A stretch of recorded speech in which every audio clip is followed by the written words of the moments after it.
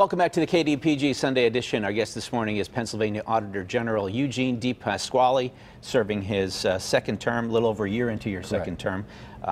You have been vocal about the opioid crisis. In fact, in February, you released a statement pointing out that the CDC has data showing that 5,400 Pennsylvanians died of a drug overdose in the year that ended July 17, an increase from 3,800 reported for the previous year. So in what sense does the Auditor General have a voice in this type of policy? Well, we did an audit of all the drug rehabilitation spending that takes place in Pennsylvania. So you have the opioid crisis, which everyone knows is devastating families and communities all over the state and really all over the country.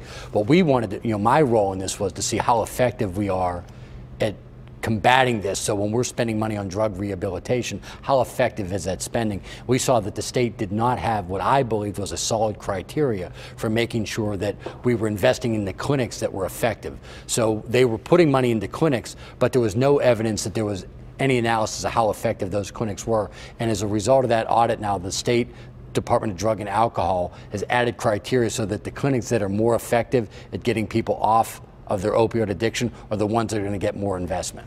I keep hearing that the issue is not enough, or an issue is not enough beds in treatment centers.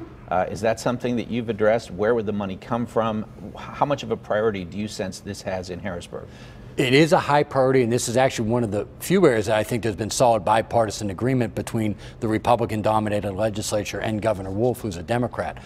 So I do think that it is a high priority. They have put new investments out there, and so there is a question, there is a concern about enough beds in the clinics that are effective. So I do think there's enough beds over the state, but not all of them are in clinics that are effective. Can you zero in on this end of the state? How are we doing, or what is lacking? What should be the biggest agenda item here?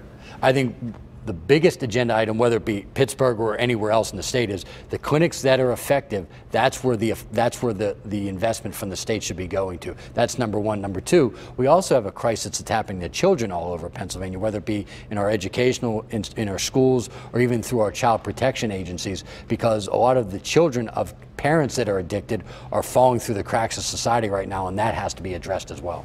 Are you able to get into the source of so many of these opioids anyway, to audit? They come in, they're distributed, doctors and prescribing, and the front end of it. Yeah, we're not really able to get in on the front end of it. Certainly it is outrageous that some of these pharmaceutical companies that knew how addictive this product was, and really some of the medical community that knew how addictive it was. And so I've supported the state in their lawsuits on taking on some of these pharmaceutical companies that knew exactly what they're doing. In some ways, not much different than big tobacco, that knew how lethal their product was, and we're still trying to market it to people all over the country. But is there an angle? Can you follow the money in one slice of it? Can you be pulled in as part of a larger investigation? The part that we could analyze is when the state spends money on prescriptions. Does on our prescription benefit program to low income, does any of that go to opioids? That's somewhere where we can go after it. Right. You've said that legalizing marijuana for recreational purposes could ease the opioid crisis. Explain what you mean. The states that have regulated and taxed marijuana have seen about a 25% reduction in their opioid addiction, because the reality is there are people in pain, and for some of them, again, I know that it is a controversial topic, but to me, the states that have gone down this path have seen a reduction in opioid addiction, because this is a less addictive and less harmful way for people to deal with pain. So is your support for legalizing marijuana for recreational purposes, is it based on regulation and taxation, or do you feel it really can make a difference? I think it's both. I think it can make a difference for people that are experiencing pain, but I also think when you look at the states that have regulated and taxed it, it's bringing in Colorado, which is a state we're 2.5 times the size of Colorado. They brought in about $250 million. We would bring in a minimum $300 million in new revenue, grow businesses, and I think it's a more rational way to deal with something. Hopefully I'm not piercing the corporate veil when I say people have access to marijuana right now, but it's sometimes more dangerous and it's on the black market. Let's regulate it. And I also view, similar to alcohol, prohibition didn't work. I'm sorry, John, go ahead. I just want to press you on that. Well, make it recreational marijuana available so people can deal with their pain. Right. Isn't that the realm of some medical marijuana that could be expanded, rather than having anybody be able to go out and buy reefer? Well, I want to be clear. I do support regulating and taxing it, similar to what the other states like in Oregon and what Colorado have done. But again, states that have done this, they've seen a 25% drop in their opioid addiction. But I also do want to make it clear, I think it should be similar to our alcohol sales. It should be 21 and over.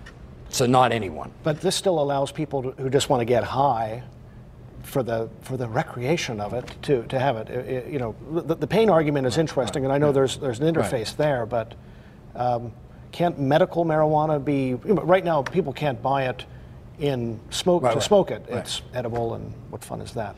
But beyond the pain, I just think it is a better way to deal with this issue. I think if you regulate and tax it, I think you've even seen in some states when you've gone about it, I think the right way, you've actually limited teen access, and you put, I know there's some of the dangerous chemicals that are sold in the black market. When you then regulate and tax it with legitimate businesses, you take some of that danger out as well. And again, I know some people say, look, I don't like marijuana. I get it, but I think regulating and taxing it is a way to recognize reality, take out some of the harm. It's not a 100% easy answer. I get that. But I think you eliminate the harm and actually can get some benefit out of it. But you also recognize the reality that as people are doing it, let's get some tax revenue out of this as well. Okay. There's a push. There's a debate about how we make our schools safer. Some of the suggestions are an armed officer in each school, hardening the school environments. These are all things that cost money. Pennsylvania school districts, many of them, are really not in a position on their own to spend large amounts of money making the environment safer, are they?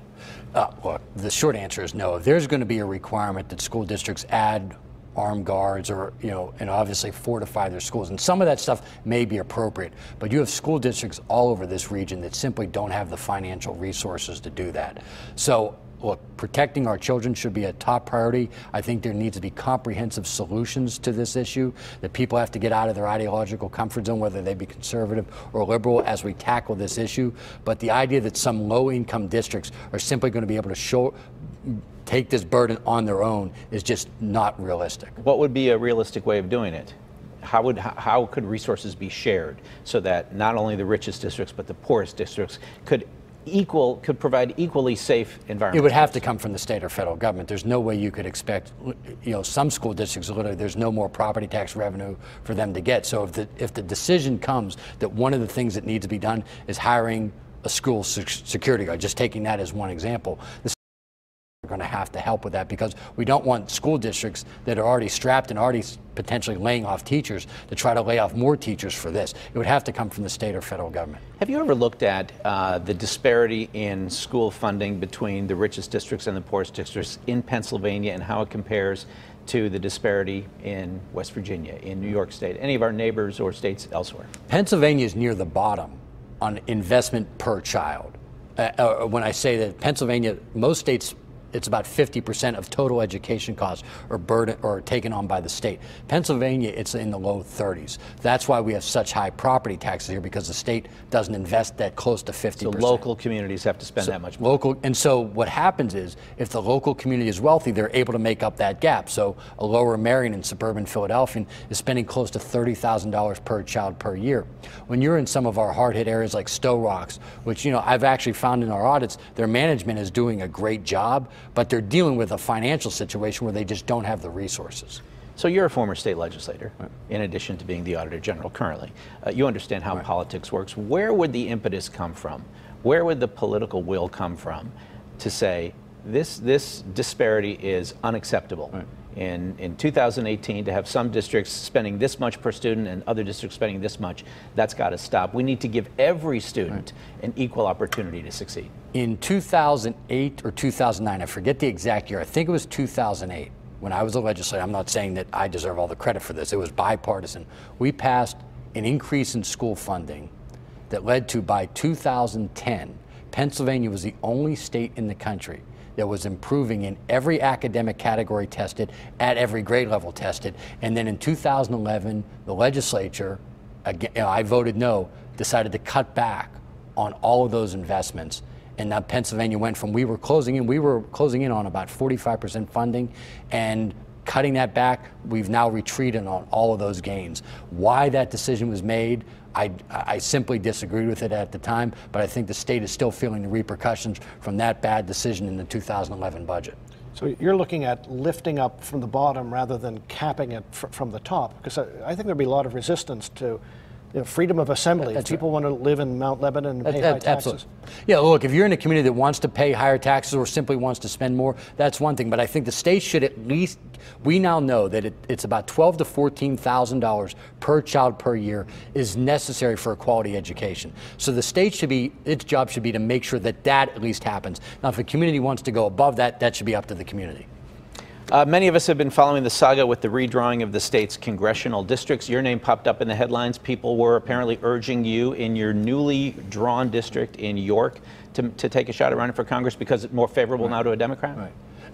That's correct. People were sort of, when the map came out that Monday night, my phone was, in a sense, as I like to say, blowing up, and I didn't know what the heck was going on. And it turned out, apparently, in the 2016 election, I was the only Democrat that carried that area of the state.